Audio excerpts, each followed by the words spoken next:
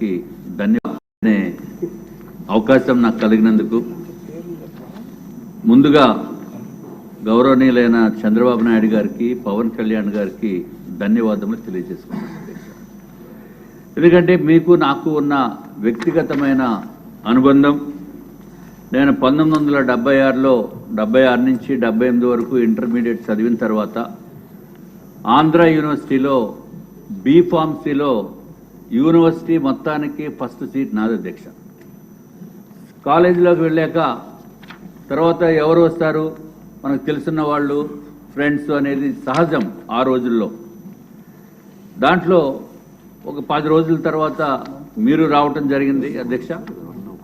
So మీరు నేను ఇద్దరం కలిసి ఒక సుమారు 2 నెలల కాలము బీఫార్మసీలో చదవటం జరిగింది, కాలేజ్కి వెళ్ళటం జరిగింది. తర్వాత మీరు పోస్ట్ గ్రాడ్యుయేషన్ కంటిన్యూ చేశారు. నేను ఆంధ్ర యూనివర్సిటీ ఇంజనీరింగ్ కాలేజీలో సీట్ వచ్చిన వలన అప్పుడే కాలేజీ సీట్స్ మొదలుపెట్టారు ఇవ్వటము, అందుకు నేను ఇంజనీరింగ్కి రావటము జరిగింది అధ్యక్ష. మీకు నాకు 46 సంవత్సరాల అనుబంధం ఉంది అధ్యక్ష.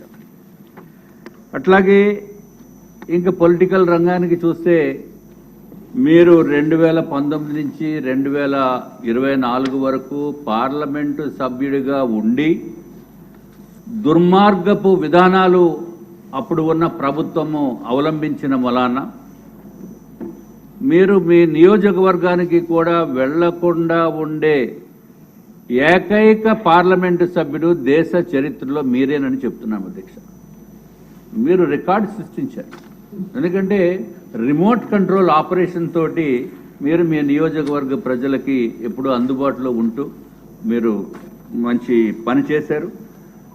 కానీ ఒకటి మాత్రము నిజము, దుర్మార్గపు ప్రభుత్వము ఏదైతే జగన్మోహన్ రెడ్డి గారు నియంతృత్వ పరిపాలన విధానాల్లో ఎవరిని వదల, మిమ్మల్ని అయితే భౌతికంగా టార్చర్ పెట్టి పుట్టినరోజు నాటినే తీసుకెళ్లి మిమ్మల్ని అరెస్టు చేసి నానా ఇబ్బందులకి గురి చేసి లాఠీలతోటి బాది చాలా చాలా దారుణమైన పని చేశారు. అట్లాగే చంద్రబాబు నాయుడు గారిని కూడా విశాఖపట్నం ఎయిర్పోర్ట్కి నుంచి బయటికి వచ్చినప్పుడు, ఇప్పుడు ప్రస్తుత హోంమంత్రి వర్యులు కూడా ఉన్నారు, అనిత గారు ఉన్నారు, అప్పుడు దుర్మార్గంగా రోడ్డు మీదే కదలకుండా పెట్టి కోడిగుడ్లు విసిరి, టమోటాలు విసిరి, వాటర్ బాటిల్స్ విసిరి, చెప్పులు విసిరి నానా దుర్భాషలాడుతూ ఇబ్బంది పెట్టిన మాట వాస్తవం.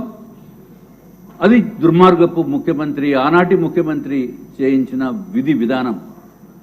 అట్లాగే ఆఖరికి చంద్రబాబు నాయుడు గారిని, ఆనాటి ప్రతిపక్ష నేత వారిని విశాఖపట్నం నుంచి అదే మళ్ళీ ఆ రోజే వెనక్కి పంపించడం జరిగిన దుర్మార్గపు పని ఎక్కడ ప్రపంచంలోనే చేసి ఉండరు అధ్యక్ష. అట్లాగే పవన్ కళ్యాణ్ గారిని, ఆయన ఒక ప్రముఖమైన పాత్ర పోషిస్తున్న వ్యక్తి ఆంధ్ర రాష్ట్ర రాజకీయాల్లో. అట్లాగే జనసేన అధ్యక్షుడు వారిని కూడా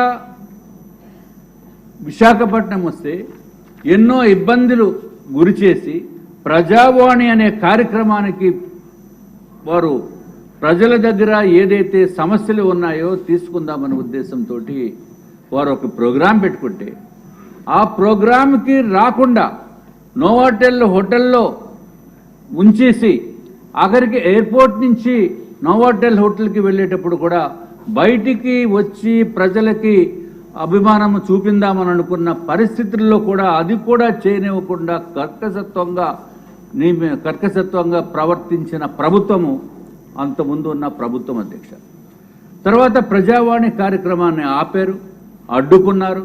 అడ్డుకుని ఆఖరికి వారు మిగిలిన వారు చేశారు, కానీ పవన్ కళ్యాణ్ గారు రానివ్వకుండా చేసింది అదే నియోజకవర్గంలో నేను కంటెస్ట్ చేశాను అధ్యక్ష. నార్త్ నియోజకవర్గం నా పైన కంటెస్ట్ చేసిన వ్యక్తి వేరే వ్యక్తి కేకే రాజు గారు ఉన్నారు. ఆయన దుర్మార్గపు పనులు చేసి ముఖ్యమంత్రి గారిని ఆప్ చేసి పవన్ కళ్యాణ్ గారిని ఆప్ చేస్తే నేను ఎలక్షన్స్లో ఈ దుర్మార్గపు ప్రభుత్వము, దుర్మార్గపు ముఖ్యమంత్రి, ఈ రౌడీ రాజు అని చెప్తే నా పైన పెద్ద కేసులు బోల్డ్ సెక్షన్లు పెట్టి నన్ను అరెస్ట్ చేసి, అంటే టెక్నికల్ అరెస్ట్, మళ్ళీ బెయిల్ మీద బయటకు వచ్చి ప్రచారం చేశాం.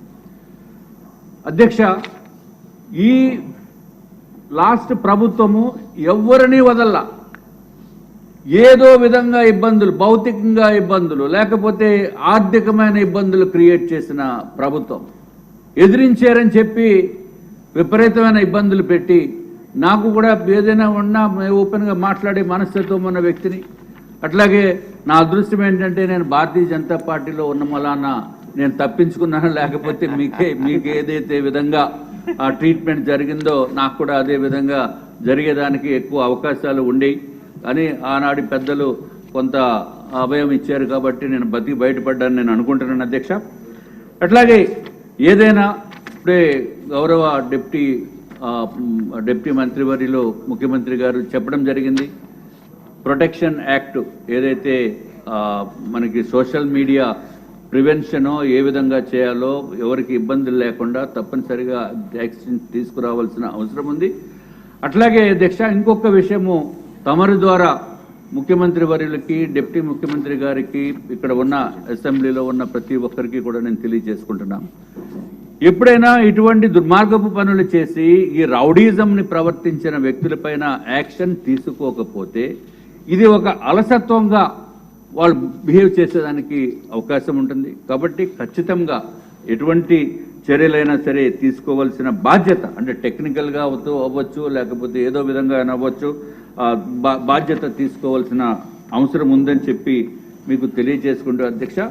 అట్లాగే మీరు పడిన ఇబ్బందులకి, మీరు పడిన బాధల్ని అన్నీ కూడా గౌరవ ముఖ్యమంత్రి వర్యులు, ప్రస్తుత ముఖ్యమంత్రి వర్యులు చంద్రబాబు నాయుడు గారు గుర్తించి తమరికి ఉండి నియోజకవర్గం నుంచి సీటు ఇచ్చి, అక్కడి నుంచి మీరు అత్యంత అద్భుతంగా గెలిచి మీరు ఈ స్థానాన్ని, ఉపసభాపతి స్థానాన్ని అధిరోహించినందుకు ముఖ్యంగా వ్యక్తిగతంగాను మా పార్టీ, భారతీయ జనతా పార్టీ తరఫున కూడా మీకు అభినందనలు తెలియజేసుకుంటూ, ఎన్ని ఇబ్బందులకి గురైనా సరే, ఎన్ని బాధలకి మీరు ఓర్చినా సరే, మీరు మాత్రము లక్షలాది మంది ప్రజల అభిమానాన్ని